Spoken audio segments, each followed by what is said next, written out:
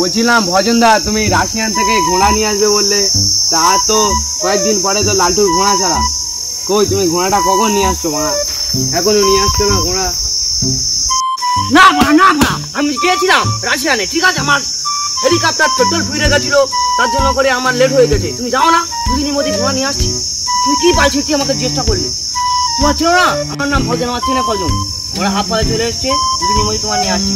আমার যা ঘোড়া দেখবে, তোমার ঘোড়া খাড়া, একবার দেখবে ফের ঘোড়া হ্যান্ডেল মারতে ইচ্ছা হবে। কি বলছো তুমি এখানটা? যাও না তুমি, বিষয় আলাদা। আমার ঘোড়ার পিছনে 5টা ঘোড়া সবসময় লাইন থাকবে।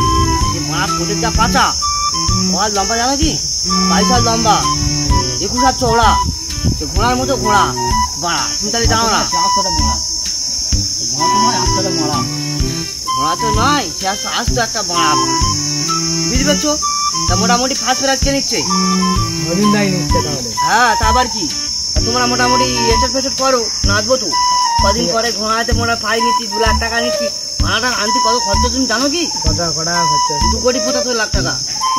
হেলিকপ্টার তেল মেরেছে ক টাকা জানো কি? হেলিকপ্টার তেল মেরেছে 90,500 টাকা। কি বলছো? হাপ্পা থেকে শেষ হয়ে গেছো, সেই জন্য তো জানাজানি করে ফেলে আমার মারলাম তেল। কি বলছো, বুঝতে পেরেছো কি? ঠিক আছে, মোটামুটি অসুবিধা নেই।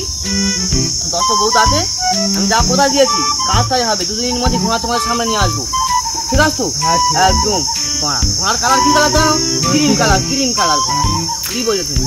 ক্রিম কালার ঘোড়া ভাড়া। হ্যাঁ, তুমি জানো না হয়তো, আমার চেনো না হয়তো। এখন দিদি কি বলছো?